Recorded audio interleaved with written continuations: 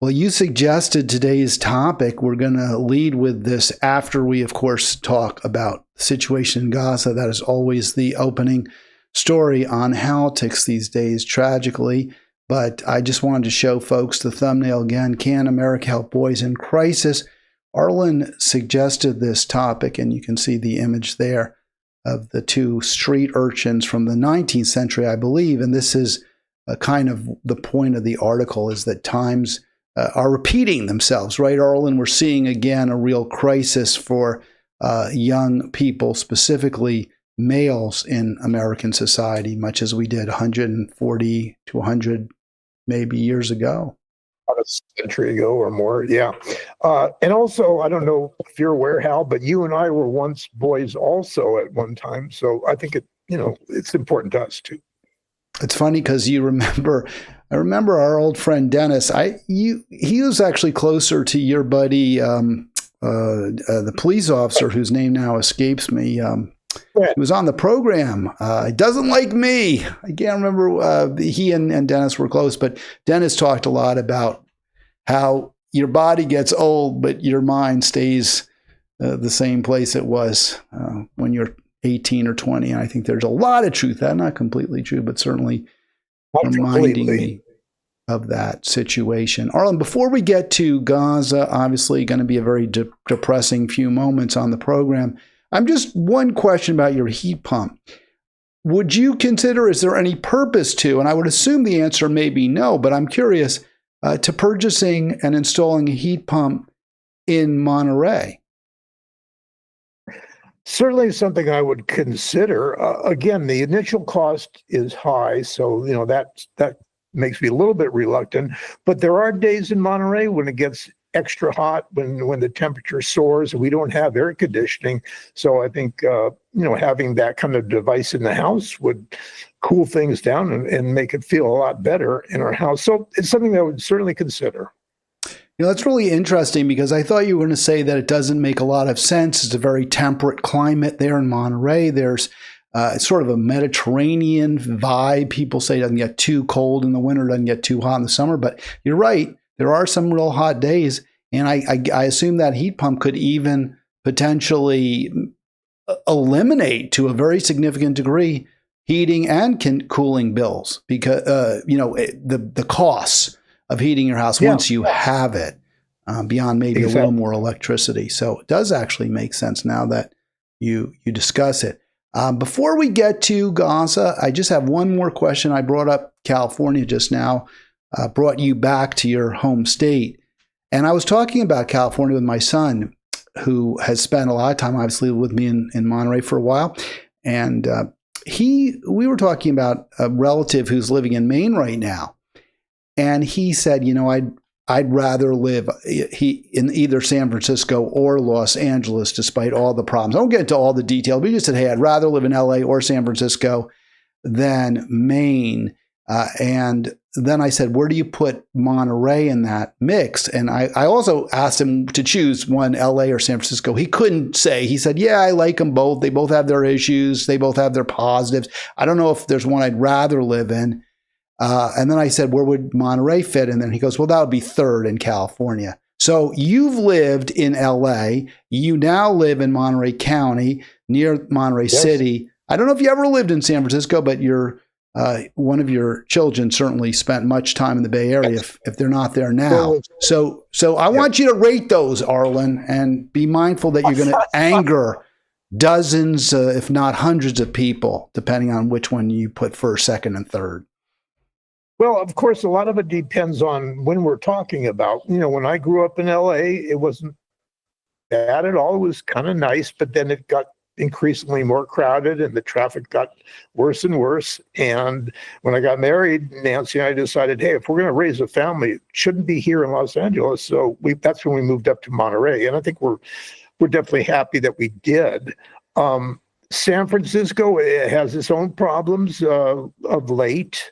I think it used to be better, but now they've got a lot of the issues of homelessness and crime and things like that weren't as prevalent then as they are now. So, but I'll still take Monterey between the three of them. I'm happy that we lived there at least half the year. Yeah, I want to just give my choices. I would go Monterey 1, San Francisco 2, LA 3. If I was 20 years old, I might put San Francisco first because there's a lot more to do as a young person. If I was in my 20s to 30s, but in my age group now, this appeal of a city is reduced.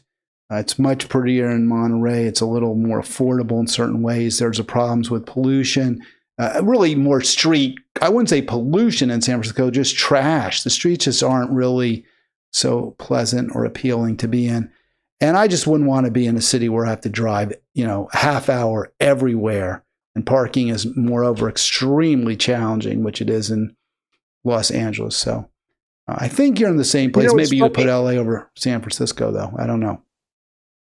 It's funny. I remember a time when I was probably like early 20s or whatever that I actually went up to San Francisco to see if I wanted to live there because it had a reputation as more open-minded and lots of new and fun things going on there. It wasn't it had a good vibe at that time. But I went up there, it didn't quite work for me, and I came back down to Los Angeles and.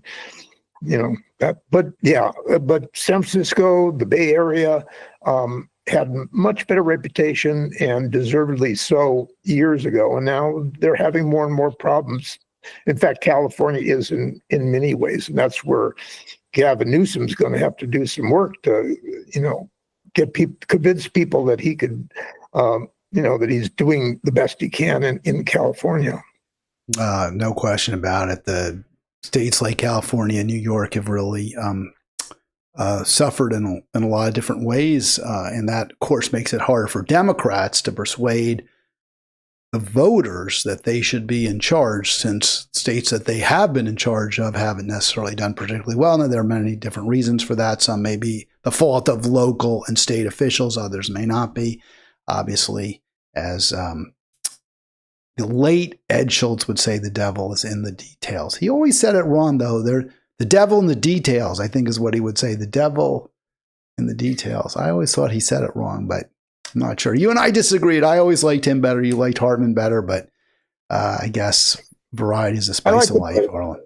Did you like I thought you weren't such a big fan of Big Eddie. Oh, I liked him. He was good. I just liked Hartman better. Hartman was just knew more, had more information, was more intelligent, I thought. Ed Schultz was just a different kind of a person, different personality.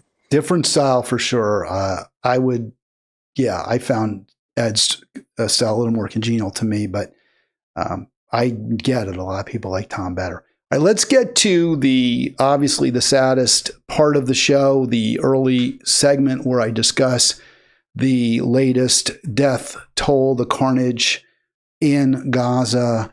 And every show, it seems like you see another 100 more dead.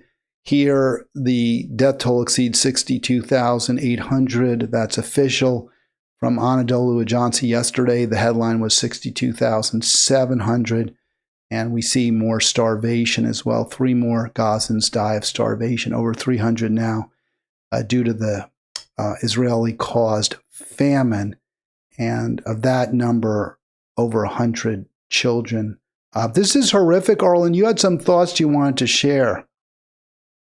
Well, it seems like there's a new atrocity every week, and the latest is there were like 5 journalists killed. They were at a hospital. Israel bombed the hospital and then came back a second time. Later they said, "Oh, it was a mistake. We didn't really mean to do all this," but it was done. And they went, like I say, they went back a second time, which is suspicious. And it's really tough because most journalists are not allowed to do their work in Gaza. And so we have to rely on these freelancers like the ones that were killed. And Netanyahu is just doing everything he can to destroy that area and the people in it. And, it's really horrendous and, unconscionable. Yeah, you mentioned freelance or citizen journalists. One reason for that also, Arlen, is that Israel's killed so many professional journalists. they've wiped out a number of the Al Jazeera professionals who were embedded in Gaza, Palestine, before and during the war. They're the only ones that can report. Israel will not allow independent journalists in. So that's a big reason as well. CNN, MSNBC, CBS, all the journalistic outfits, BBC, are simply prevented by the Israeli military from reporting from Gaza. And what I've heard people say, it seems obvious to me, but maybe your take is a little different. I don't think it is. This raises huge questions, right, about Israel. I mean, Israel says they're not committing genocide. Israel says they're not committing war crimes and atrocities, but then they won't let independent journalists report. So doesn't that strongly suggest they are doing terrible things in Gaza? They have things to hide, and that's why they're preventing certain journalists from coming into the country and reporting on the terrible things that they are doing. But I think the rest of the world, the international organizations, they recognize what's going on. They recognize that Israel is trying to cause a famine, trying to, do all these terrible things to civilians. And it's rather obvious. And Netanyahu just seems to have no control. He just wants to keep going and making things worse and making things more violent. And, it's going to continue that way until something happens that will prevent it. Yeah, we really are watching, I think, televised genocide. I don't think that's too strong. Around the world, this is a term that's being used more and more frequently. The Israeli humanitarian groups have used that term as well to describe what Israel's doing. Do you think it's, and what I heard Ro Khanna say, Arlen, I know you're more of a defender of Democrats than I am. I mean, I'm basically an attacker of Democrats. I'm not a defender, I'm an attacker. But I've heard Ro Khanna say that he does not think it matters what word you use. He agrees with Bernie Sanders that whatever you call it, it's terrible and we need to stop it. We heard a Democratic leader, number 2, Catherine Clark, call it a genocide and then walk the turn back after she'd apparently received a strongly worded letter from her AIPAC minder. Do you think it matters? Do you think that the Democrats should be saying, yes, Israel's committing genocide? Well, I'm not so worried about the word itself, but what's going on and the actual atrocities that are going on. And I think, sadly, it hurts Israel among the other nations of the world, the popularity of Israel. Israel's making more and more enemies all the time. And it's bad for Jewish people, too, wherever they live. There's more anti-Semitism activities going on just because people see what's going on in Gaza, and it is the result of the Israeli Jewish government. And so it's not, it's not surprising that this goes on. So, it's really bad. And I think what Netanyahu's doing too is trying to stay out of court, because if this war ends, he has to, go into court and maybe go to jail for the crimes that he's accused of, just like very similar to what Donald Trump is going through. Yeah, corrupt activities and like self-dealing in Israel. And also, it's certainly possible he could have to stand trial for war crimes as well. As long as he has Israel in a bunker, he is somewhat insulated from that. You're listening to, you're watching Halitics. I hope you're watching. By the way, don't forget, click like, click subscribe. I'll go ahead and put the, let's see, there's your little subscribe now square, and I got it. I'll put it over on the right side. We'll do it one more time. If you haven't yet done it, please do click subscribe. Don't forget, we're very active on Halitics on Facebook. That's the group. Lots of ferment there, lots of conversation, dialogue about the issues 24/7. So we'd love to see you on Halitics. And also, don't forget, click like or just any kind of communications, feedback, interaction with the videos helps us cut through the algorithm. And that happens sometimes. Yeah. It's so weird, Arlen. You and I discussed this briefly. Some of the videos, hundreds of views. Some few get even over 1,000. Others just languish. And I haven't figured out. I don't think anybody knows why that happens. It is rather confusing because YouTube doesn't really tell exactly how they figure, what a view is. So we have to guess, and they just have their own method of doing that. Which are also changing all the time. AI, I don't think they even know. Their AI tells them how to promote videos and to distribute them in front of people. The best way for you to cut through that, if you're watching now, please just click subscribe and click alerts. Then you'll know when I'm live. You don't have to worry about Facebook or YouTube sticking this under your nose. And we urge you to do that also because my understanding, and I've heard, you heard Netanyahu say this on the clip, he wants the algorithms changed because too many people are seeing what Israel's doing. He doesn't want that to happen anymore. So this program certainly, we don't hide or minimize our disdain for Israel or anger. So if you want to make sure you know what I'm doing here, just click subscribe, I should say, and click alerts. Arlen, all right, before I let you go, Ro Khanna, one other point Ro Khanna made, and since we're talking about Israel, you mentioned you wanted to talk a little bit about it.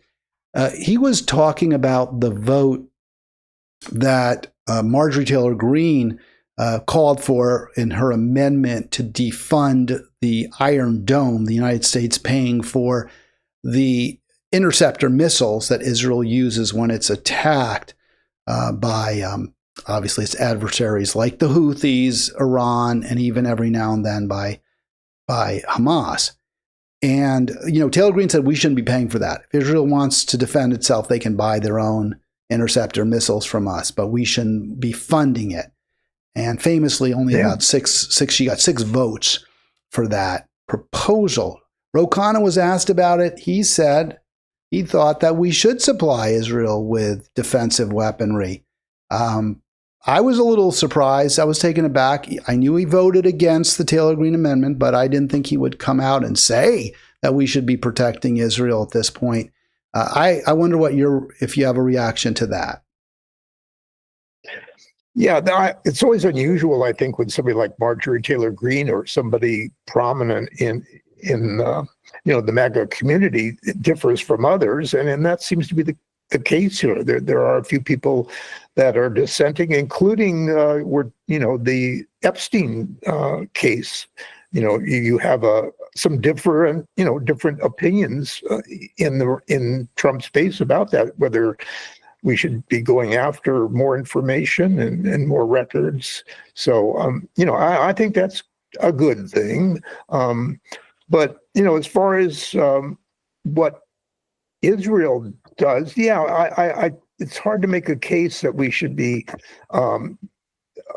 be the most generous in protecting them and giving them weapons and giving them money and all that. I think we maybe have gone too far, and the results have not been good. So I think we need to rethink a lot of that.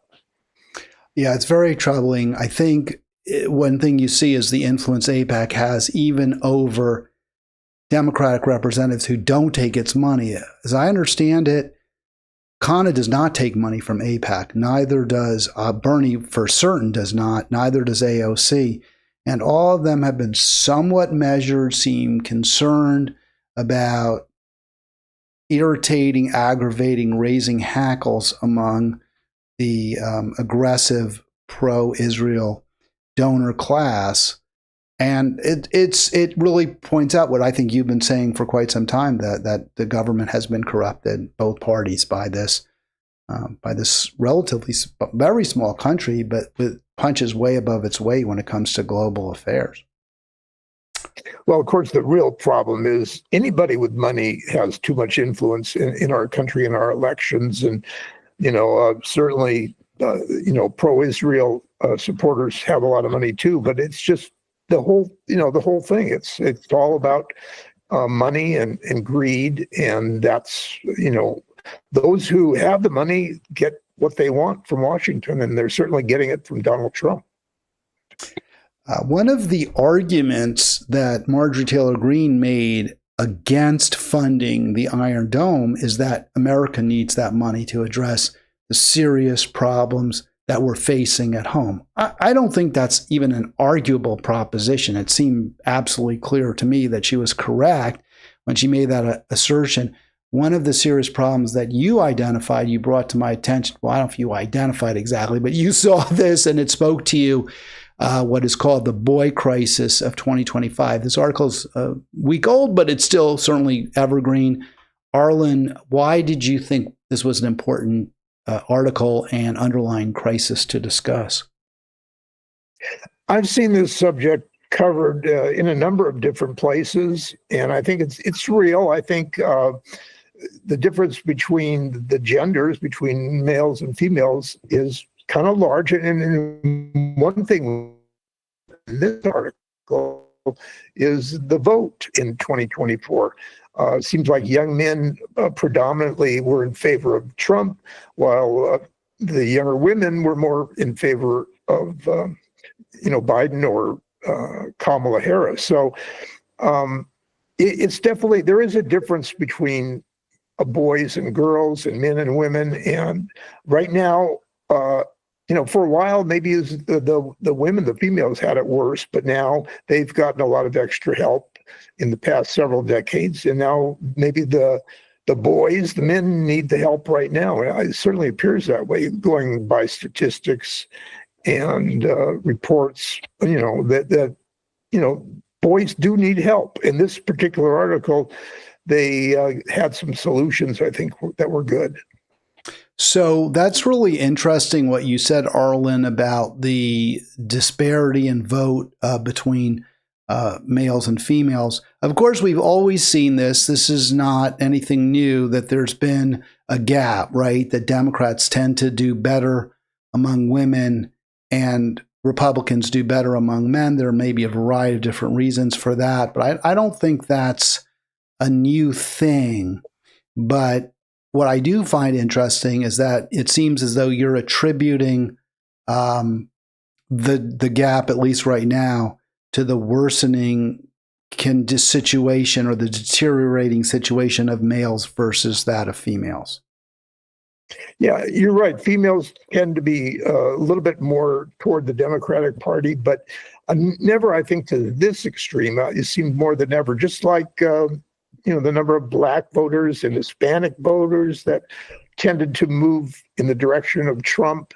I don't know if they regret it now, but they certainly did.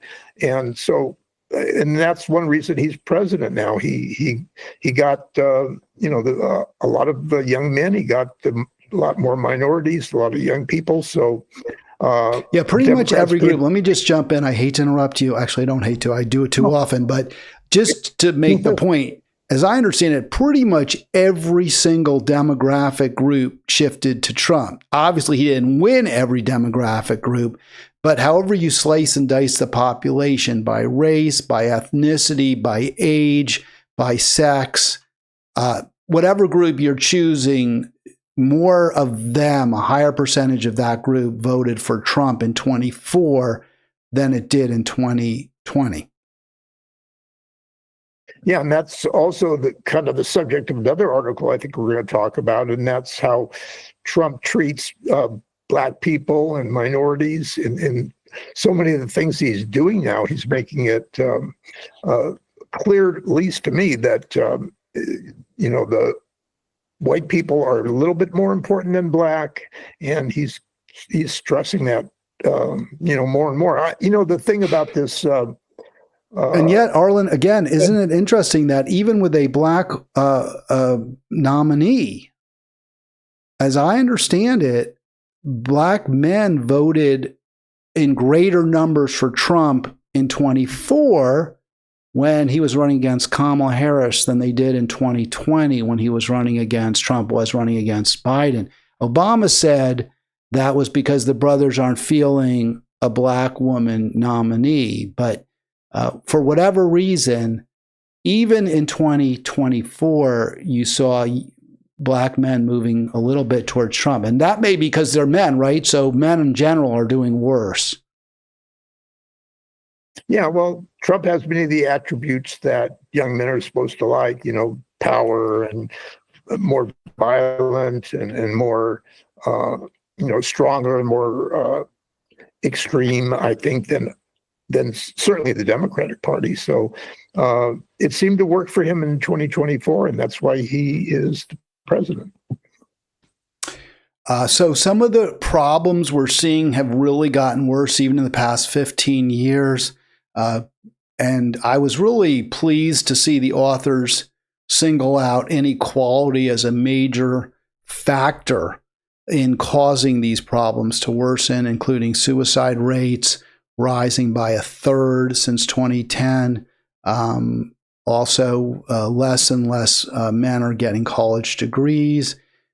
Probably because of the expense, among other reasons. So, and the suicide rates may well be because of fewer opportunities to make a living, fewer opportunities to find a partner. It's really bad, Arlen. I mean, I don't know what to say. Things are terrible. They really are. And I think one of the main points from this article was we had a similar problem maybe a century or more ago. And the country came together, really, especially men came together to get involved in organizations that help boys. A lot of these, things like Boy Scouts and YMCA were all started during that time and made a difference. And they're asking and promoting the idea that men now should be getting more involved in these kind of organizations and help boys learn how to become men. So that, I think that's a major thrust of this particular article is, hey, you got to get involved, because when men get involved, it helps boys and it helps society. I think that's fair. I agree with that. In fact, Arlen, one thing I'm doing this year, and I did it last school year, is tutoring. I'm working at one of the public schools with English learners and helping them read. And I did work with a boy, and I hope I was able to help him a little bit. I think just by being there every week, showing some level of interest and stability was positive. It's not something I really love doing, I have to admit, but I feel that I'm hopeful that it makes a difference. So I'm going to continue to do that. So that is certainly consistent with what you're describing. Arlen, those were very interesting facts that were presented about boy groups that were formed over 100 years ago. Just to note that the authors, who are, again, very focused on equality in terms of income and wealth, point out that during the period of time over 100 years ago, when times were very difficult for boys, the top 1%'s share of national income nearly doubled to nearly 20% in 1913 from less than 10% in 1870. It's interesting now, and I looked it up because I wanted to see what we're talking about today. It's even higher. It's even higher than 20%. I thought it would be closer. I thought it was even higher than it is. But you can see, here's the chart. The share of the richest 1% in the United States now close to 21%. That's income. Wealth, I think it's over 40%. But income is about 20%. Wealth is more because rich people have so much stocks, bonds, homes that they own, etc. But we're even more unequal now than we were at the tail end of the Gilded Age. Arlen, do we need to, and I asked the question for the program, can America help boys in crisis? Do we need to reduce wealth and income inequality to help boys in crisis? And if we do, will that happen? Can that happen even? Well, of course, that's been a major issue for a long time, and it's just the inequality has increased more and more. But yet you rarely hear it talked about in the mainstream press. I think they just accept it, and it's turning out Donald Trump is making those kind of things worse by giving tax breaks to the rich and taking things away from the working class and the poor people. So I mean, it's important, and and it's something we need to, work on, but it's not going to happen with Donald Trump in power. One of the correlations presented between inequality and drop in the well-being of boys is participation in sports. So I put this up here. I thought this was very interesting that participating in sports in high school is really, really good, and it's especially good for boys. There's no question about that. I participated in sports. I'm really, really glad I did. Among lower income boys, only 25% are now participating in school sports. So being at least middle class or upper middle class or rich is a huge advantage when it comes to being able to participate in sport. As they note, the pay-to-play travel teams, there are all these fees now that schools are imposing, I believe, although in some states those are made illegal, maybe not in others, on kids who want to play sports. So it's become increasingly unaffordable, even in public schools. One other point, Arlen, on that score, and then I want your response. A lot of high school kids from poorer families, they can't participate in any after-school activities because they have to work. Yeah, they're not getting the support, financial support that they need, so they have to help the family out, and they have to work. And it's really sad to hear that, they're not able to do the fun things that boys used to do, like sports and, boys and girls clubs and all that, those kind of things. As they become increasingly poor, I mean, they're just going to lose a lot of opportunities. And we see eventually what happens is that girls end up going to college more and are getting better jobs, where boys, being not so educated, not having the college degrees, are, falling behind there. So, it's definitely something that has to be, taken care of, that desperately needs some help. And that's what they're promoting in this particular article. And I'm sure there's more than one way than just, these organizations and more mentors. It affects all of society, and it has to be, we have to do something about it. Our political pundit, thought leader Arlen Grossman with us today on Halitics. And I do apologize. We have the audio is good from Arlen, but I know there's a little bit of stutter when it comes to the visual. So you can always just listen. We're not having a problem with audio, but I think the internet connection is not ideal between here and Vermont. So for that, I do apologize.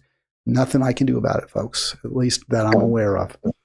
Arlen, you brought up, and I thought the authors did certainly do talk about the various issues involving girls, boys, saying, we can help girls and boys. It's not a zero-sum game. If we help girls, it doesn't mean we're hurting boys, and vice versa. But I do know one area where I think you do see a zero-sum game is if you talk about the gender pay gap. Because if you're saying we got to reduce if we got to tackle the gender pay gap, that means either you reduce boys' income, male income, or you raise female income, or you do both. So in a way, that kind of can be viewed as a zero-sum game. What I would prefer to see in an article of this type is a focus on guaranteeing everyone who's working a decent income, enough. And we just are not reading that. We're not seeing that in our media. Yeah, there's many ways that girls have benefited in the last several decades. They've gotten more attention. They've gotten more help. They get, the organizations are, making sure they're included, even in the ones that say boys, like YMCA. So, girls are doing quite well. They've come up in the world, while boys maybe are not coming up in the same, amount that girls are. So, obviously, pay equality, I'm not sure if that's going up or down or whatever, but, but you're right. It really has to be focused upon that it's working people, there's middle-class people, that there be unions, so that, there can be better pay for everybody. Yeah, I've looked in those gender gap studies, and it's really gender pay gap studies. It's very hard to tease everything out because there's so many different factors at play. Are you really comparing apples to apples? Are we really talking about people who have the same level of experience, whose performance is the same, or are there some, differences that don't relate specifically to gender between the people that you're comparing? And it's really hard to know. Arlen, also, before we move on to the next story, let me say it this way. You mentioned some of the solutions that are floated in this article. What do you think? Do you want more groups in schools that are boys only? I mean, how would you try, if you were the benevolent despot, to try to help I guess boys from adolescence on? Yeah, I just think they need to be included more in so many of these groups that are formed to help young people. There's plenty of girls that are joining these programs, the YMCAs and others, but big brothers, big sisters, all that kind of thing. But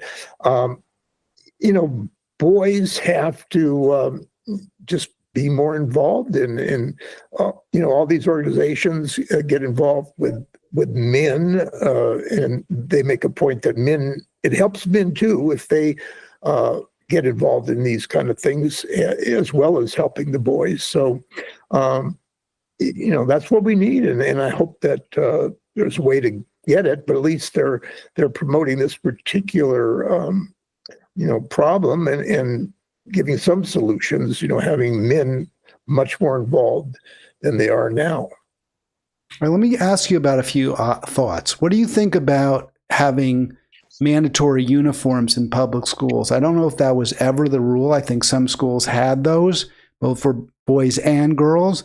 And what do you think about single-sex high schools? I guess I'd have to see a little bit more research about that. I'm just not sure how much a difference that makes, as well as school uniforms. I don't know how much difference that makes, but I'd have to see some statistics. It's certainly something we haven't talked about, you and I. And so I don't have any strong feelings about that until I know more information. Well, the studies I've seen, let me start with the second one first, single-sex schools, is that they tend to benefit girls more than boys. In other words, boys do about the same when they do these control groups, whether they're in single-sex or co-ed schools in high school, whereas girls actually tend to do a little better in all-girls schools, partly because they're not competing against boys who tend to be more aggressive, more assertive, and also because when there are boys around, sometimes they find girls compete with each other for the attention of boys, which can be detrimental to the girls. It's also true, boys compete with each other for girls' attention, but it tends not to be in a negative way, whereas boys may compete to be, the smartest, the highest grade, to be the best athlete.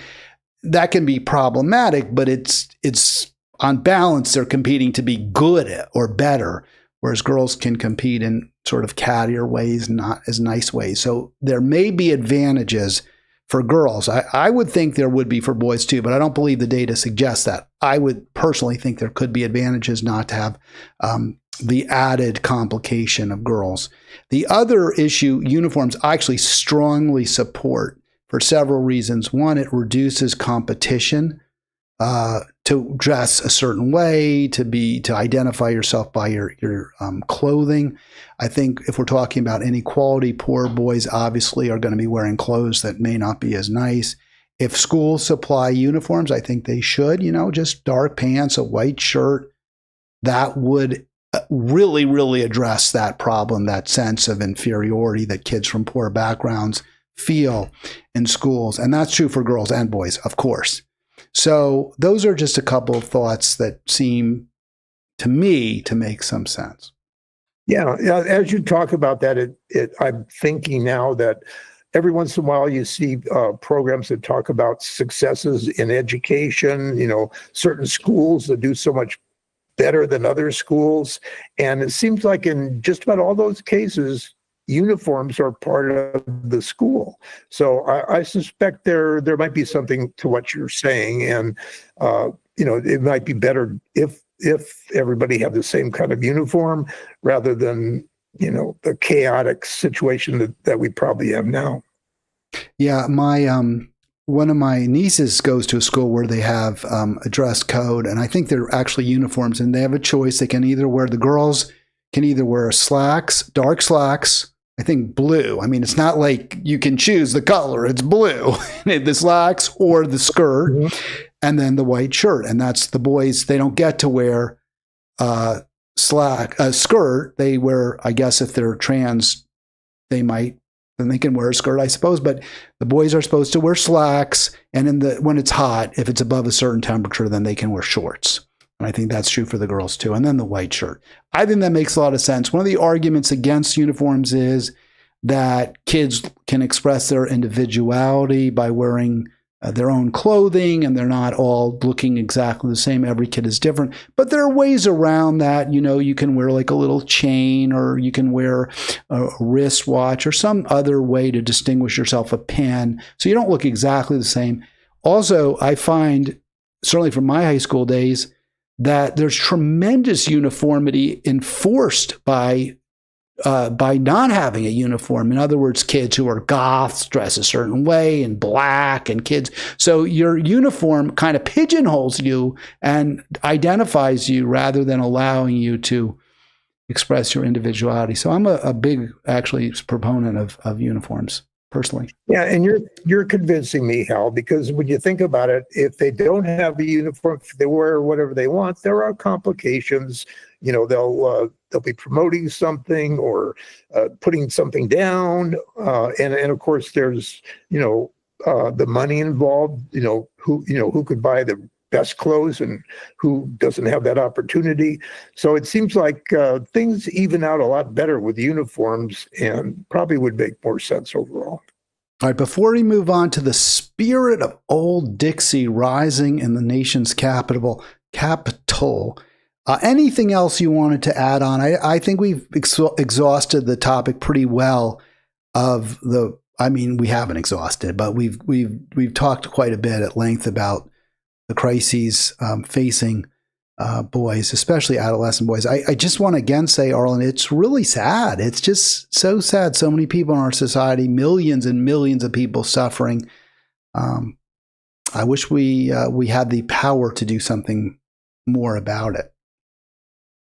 Yeah, I do too. I do want to mention, though, I didn't know that you were doing that volunteer work in the schools, and I commend you for it. I think that more people should be involved in that way. And it's something I actually did a few years ago after I retired.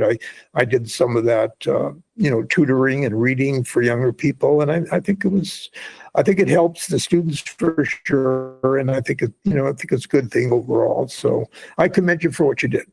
Well, thank you. Well, you're a teacher, so that's your profession anyway. You're kind of just continuing on a lower, less time spent.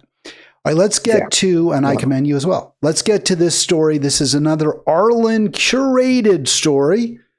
And I actually have to say, I thought about this exact theme myself, not after reading Colbert King's piece, which I did not read. Boy, does he look old. Look at that little caricature. I don't know what you call those things. Daguerreotype, I guess you call that, of King with the white beard and the white mustache. Man, he's looking pretty ancient. Poor old Colbert. I bet he's about 80 years old. I can't believe he's still writing. Anyway, the spirit of Old Dixie rises in D.C. Tell us why this article grabbed your attention, Arlen. I think it's fairly obvious that the Trump administration has not been very favorable toward minorities, especially Black people. They seem to have gone out of their way in so many instances to, make it tougher for Black people and other people of color and other minorities. And, and they're continuing it. Just that thing where that woman who was in the Federal Reserve, Trump is trying to get out, the fact that she was Black. I mean, it didn't surprise me, because it seems like that happens more and more to Black people who try to, go against Trump. So, I think he's trying to help the people of the South, make them feel better, giving kind of a stronger position for the old ways. And it seems like everything he does is done in that way. The whole thing with the DEI and all these things, and I think one of the worst things that's been happening lately is him going into museums like the Smithsonian and taking out references to slavery. Saying,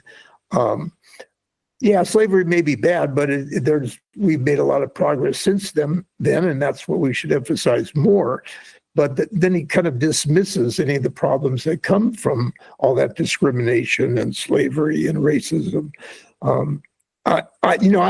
gotta wonder, what are the minorities like the blacks and Hispanics and so on, how they feel about voting for Trump in 2024, and whether the things he's doing now make a difference and maybe discouraging them if they had another chance of voting. Well, let me just jump back. There's Colbert, 85. I said he must be in his 80s. I said he must be 80s, older than that, 85.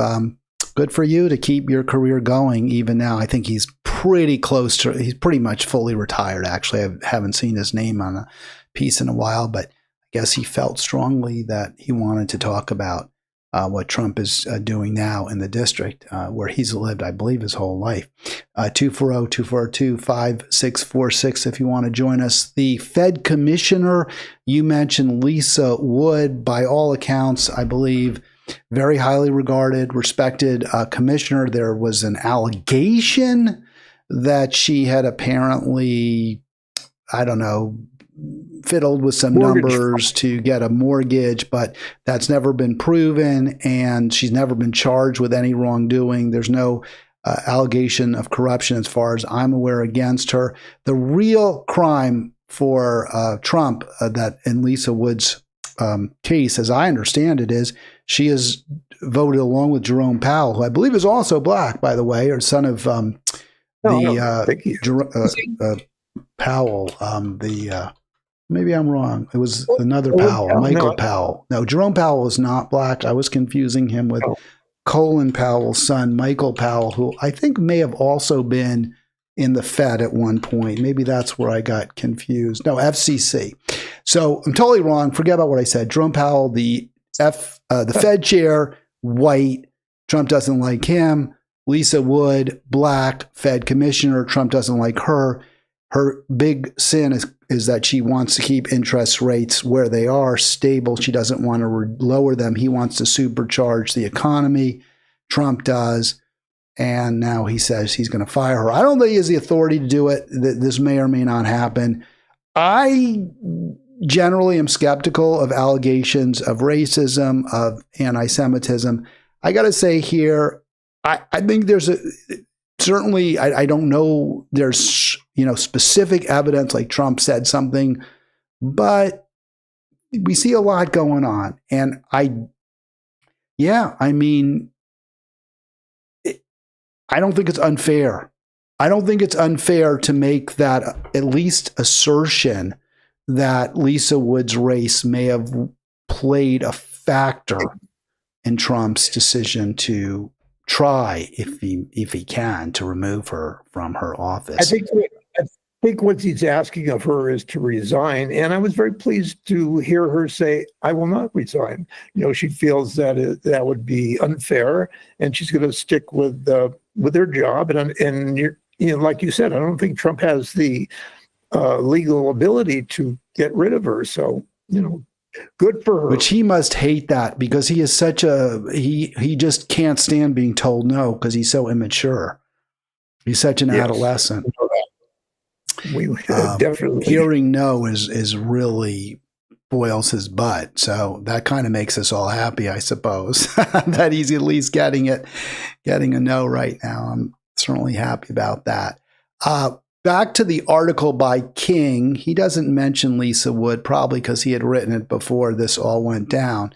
But he mentions, and I thought this exact same thing, that the specter of Confederate states, former Confederate states, sending their National Guard or state guards to the Capitol to police what is, I've used the term, and this came from former Mayor Barry, Chocolate City, D.C., it does feel like a racist, a return to racist America and a return to a Confederate America. Yeah, there are definitely those indications. I mean, one thing is the statues of Confederate soldiers, Confederate heroes that are being slowly taken down because, after all, they were, fighting against the United States and really should be people we admire and honor. So, that's one thing. But yeah, in so many ways, Trump is making it easier for red states to, go back to their older ways, and it's it's something that certainly is not something that I like to see, and it's not really fair. So, well, here's what King writes. I put this on screen. The South will rise again, which is, I think, what he calls his article, maybe, was not just the wistful rallying cry of the defeated Confederacy. It was also, of course, this is 100. There's these parallels at some point. You kind of have to look at the temporal element. We're talking about 160 plus years ago. But even so, it was also the South's declaration that the day would come when rules would be restored to the liking of militarily vanquished white people left smoldering below the Mason-Dixon line. And I think you can go only so far with that. I mean, we have a situation again where so many Americans, white, black, Latino, are struggling.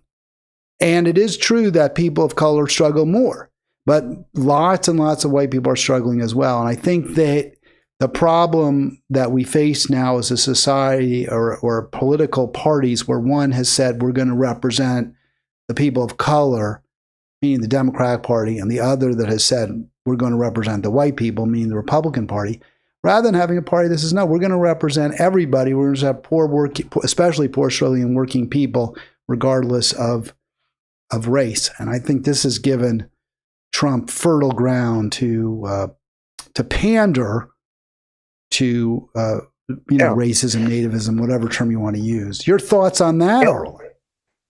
Yeah, there's another thing that people are noticing too, is that Trump is sending in National Guard troops to certain cities in blue states that are run by blue mayors and so on, like Chicago and Washington, D.C. And yet there are some cities in the South, red states, where it's just as bad or worse. Places like New Orleans, Memphis, Tennessee, and Trump is ignoring those places, but he's making a point of going into California and other, blue states and trying to rile things up there when, he's not being fair. Yeah, there's no question you're right about that. In fact, I saw a chart. I don't know if this was completely accurate, but I believe it's true that the two states with the highest murder rates are Mississippi and Alabama. New Orleans is one of the most dangerous cities, along with Baltimore, Oakland, Chicago a little bit further down that list, but also a dangerous city. And yet there's no talk of sending troops into Jackson, Mississippi, into Birmingham, into New Orleans, which again is a very dangerous city. So whether that's a race issue because those southern states, former Confederate states, are all controlled by whites, or whether it's a political party issue, they're also controlled by Republicans, maybe doesn't even matter. Clearly, Trump is politicizing what should be a commitment to all Americans to have safer and also just more democratic with the small D cities. And he's going in the opposite direction completely. Yeah, I think he's definitely showing that, he's got a point of view and he wants to promote a certain kind of lifestyle. He wants to bring us a little bit backward to where things were not as progressive. And so, he's definitely making the point, and he's being very clear about what he wants. And I think a lot of the red states, the people of the red states, are quite happy about, what he wants, and that's why they support him so much. one of our frequent commenters at Halitics, I know you've had run-ins with Kristen. She made the point, and I thought it was a good one, Arlen, that since the National Guard and ICE troops and what have you were deployed in the district, there had been no murders, and this was after a week. And I talked about this on Friday. Yes, the National Guard's presence had slashed, not eliminated crime in DC, but it was down significantly with 7 homicide-free days. I want to revisit that a little bit. I made the point that when citizens are afraid, when people are worried, they can't go out in the streets, they fear their children could be victims of crime. They could be victims of crime. They'll accept having their own freedoms curtailed. I think this is this is a fascist playbook, is to promote street violence, except if they're the ones who are going to try to stop it. There's a lot of violence in the United States, and it does continue. The homicide-free period in the district has ended as of this morning. This report from Fox 5, there was a shooting that led to a death in Southeast DC last night. So there is a homicide. We're certainly unhappy about it, but the point is that the presence of federal troops don't mean you're not going to have deaths in the city. And the other point is that Trump has been claiming that it was unprecedented, that the drop in murders since he sent in the troops was unprecedented. And that is false. In fact, this was, I believe, an 11 or maybe 12 consecutive days that were murder-free in the district. There was a period where there were earlier this year, 16 murder-free days. So the district has become much safer in recent years, and the crime rate has been dropping, and that has nothing to do with Trump. So he used a crime as a pretext to seize control of the city. And obviously, this is something that can't be perpetuated and go on indefinitely. Yeah, you could have short-term times where you send in the National Guard and more troops, and the people will be aware of that. But it costs a lot of money, and it's going to end, so it's not really very realistic. And not only that, I don't know if you've heard, but the restaurants in DC are very upset with all of this because they're losing a lot of customers, who are worried about, going outside and seeing all these ICE agents and so on. So, there are some definite problems with that. I reported this last week as well, Arlen, that Restaurant Week was kind of a bust in the district, and sales were down, traffic was down, in contrast to what we've seen in other cities like New York, Chicago, which were not at the time seeing their streets patrolled by lots of agents. And those cities have actually seen increases in sales. So you're right. It's been harmful to the business climate in the district, notwithstanding Trump's claim to the contrary. By the way, I would note I was in New York over the weekend. I talked about this yesterday, Arlen. Did go out for dinner. The restaurants were not full. At least the one I was at. I was kind of in Midtown, but I saw other restaurants. One place was booming, but a lot of others half full. Cities in America, small businesses are struggling. It's just that simple. Yeah. Economy is not going great guns. Yeah, it is, and it's probably going to get worse. I mean, when you take away a lot of the workers from those restaurants, for example, or from farms and all that, it's going to affect the economy and it's going to make things worse. And we'll just have to see how bad it's going to get. But, I expect it to be pretty bad. You know what it looks like to me when Trump is pushing all these National Guard and other troops in? It reminds me of a police state that Trump is trying to make a police state. And, this is how he feels is the way to do it. But, again, why does he pick certain cities and ignore other cities, red states that have just as bad or worse crime rates? Well, St. Louis would be another example of a city with a very high murder rate. I don't know that he's talked about taking control of St. Louis, And that is in a red state, Missouri. So that may be another factor. Yeah. It's really hard to know. But certainly the inference that race is playing a role seems to me very reasonable. Yeah. Under the circumstances. And I'm actually surprised that the black leaders are not talking more and more about it. I haven't heard like Al Sharpton talk about it, but which surprises me because it seems so obvious, at least to me, that Trump is making things a lot worse for minorities and especially black people. Well, Colbert King did. Colbert King made that point. So, but he's only one, and he's quite not prominent.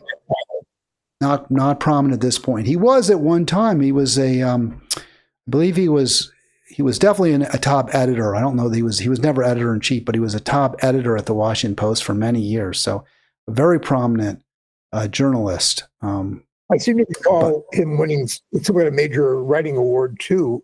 I'm not. I think his bio showed Pulitzer Prize winner. Yeah.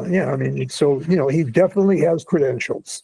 I think that actually was for editorial writing. I could be wrong.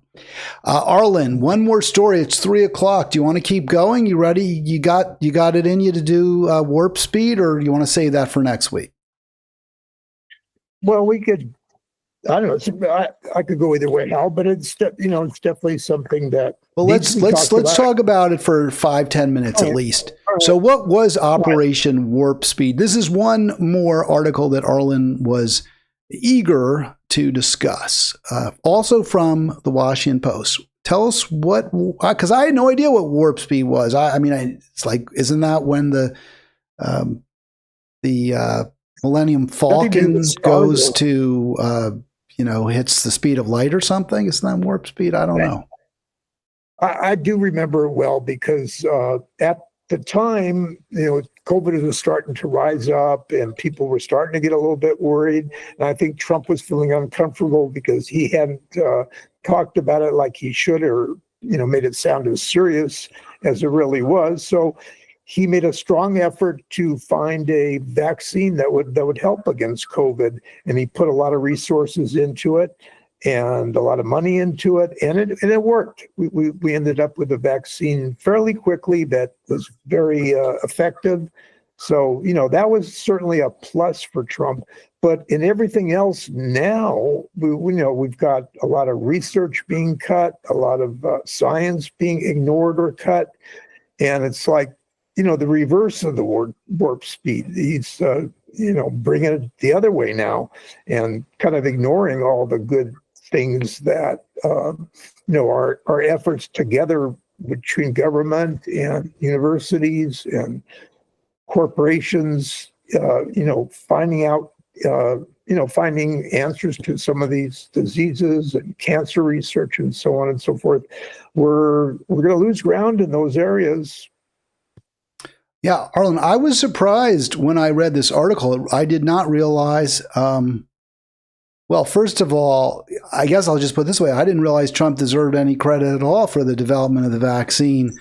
I guess there's the Moderna and the Pfizer, and that the U.S. really was the leader. And the point made by the author, which I think is a really good one, is that it was a true public-private partnership where the public, the government said, hey, these are the rules. We want you companies to really compete, and there's going to be rewards if you get that the vaccine. And it worked. That effort worked very, very well. Now it's clear the Trump administration, the second Trump administration, is clearly really come down the anti-science side. RFK Jr., anti-vaxxer. They throw a lot of shade on the traditional Western medical community. This is a real problem, and it's making us less safe, according to the author. I think that seems clear to me. We're at greater risk than ever of another pandemic. Yeah, it's like he had a wonderful success, but he didn't learn anything from it. He just said, okay, one thing worked. We got the vaccine for COVID. Now we got to save money other ways, and we're going to cut off, health health companies and research and any kind of science that involves the government, and we don't want to spend money on science. So it's like he just didn't learn anything from that, and now things are getting worse. Well, isn't this kind of base capture? In other words, there are a number of, what do you want to call them, vaccine skeptics. MAGA consists of a lot of folks who are extremely dubious about any kind of expertise, about elites. And I think elites deserve a lot of blame, and we should question things that, quote, elites, Harvard grads, what they say, that shouldn't be treated as gospel by any means. But that doesn't mean you throw the baby out with the bathwater when you have very bright scientists from around the world who together come up with solutions. Let's not say no, right? I mean, yeah. I get it. I get the argument. Well, they're acting in their own best interest. They're putting one over on us. They're this, that, and the other thing. But that wasn't the case here. But it seems as though the attack on the elites, while in many cases understandable, in this case has led to a lot of harm. Yeah, and I think there's going to be a real cost to all of this. If people, stop using vaccines like they used to, we're going to see diseases get a lot worse. Measles vaccines, for instance, you're seeing more cases of measles because parents are not not convinced that they have to get the vaccine, when obviously statistics will tell you that, these vaccines have helped. So, once we start seeing a lot of diseases come back because of, not taking the vaccines, maybe there'll be some reconsideration of that. All right, we're going to wrap things up in a few moments here on Halitics. We're so glad to have Arlen with us. It's an Arlen Tuesday, and we'll continue to have Arlen on Halitics as long as he will put up with me. But I did want to just sort of focus on this page because it kind of explains what's going on right now. The author does, that Trump conflates, or Jay Bhattacharya, who is the director of NIH now,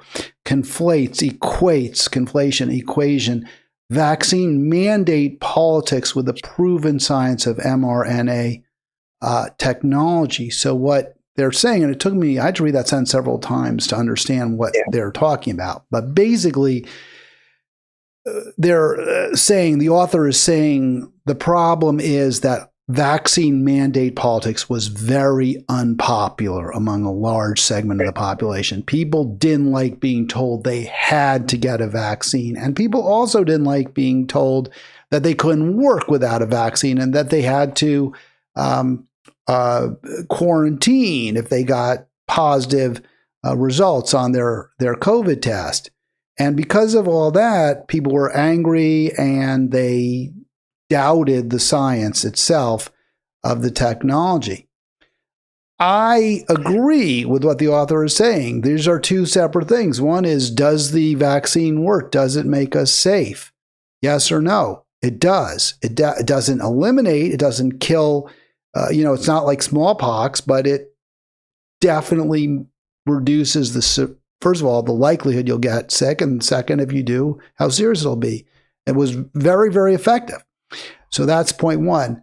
Point two, that's separate from the politics that you may not like, which is, well, the vaccine works, but that doesn't mean we're going to force you to get vaccinated. But I think something else is going on here, Arlen. This is a long time. Other countries didn't develop these vaccines. We did, yet we got higher death rates and less buy-in when it came to getting the vaccines and getting quarantined. A big reason for that, because other countries gave people paid time off, paid them, made sure that their jobs were secure. In America, we don't have nearly as much protections for working people. And as a result, the economic costs were very great for many people if they followed the law. Well, just the word mandate is something that's very unpopular in the United States, and I can see, there might be problems with that. Americans don't want to be told what to do. Hey, you can't tell us to do this or that, even if it's proven to be a good idea and a success. So you do have that issue there, and I think we have to look at that maybe a second time and make sure that the mandates that we do have are clearly established to help. Otherwise, you're just going to have more of these diseases when people say, you can't tell me what to do, I'm not going to do this, and then these diseases increase and make things worse for everybody. Yeah, I agree with that, Arlen. Be much more transparent about the benefits of quarantining, of requiring the mandates, but also protecting people from economic harm that would result if they aren't guaranteed that they will keep their job, and they aren't guaranteed the same income while they're sick as while they're working. I think that's also critically important, and we did see that in other wealthy nations, which therefore had much more buy-in and less lower death rates, such as Western Europe. Another factor you have to think about is that healthcare. These other countries have healthcare; they know they'll be protected. In our country, we don't. A lot of people are without health insurance, without healthcare. And that's something that's going to hurt us too. So, there's a lot of factors to look at, and but I think we could have some problems coming up.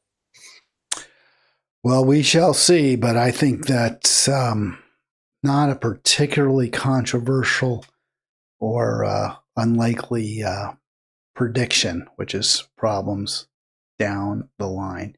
All right. I want to thank everyone for watching Halitics. I want to thank Arlen so much for being part of Halitics. Before I call it a program, Arlen, anything we missed, anything you forgot to say that you wanted to or didn't have an opportunity to say?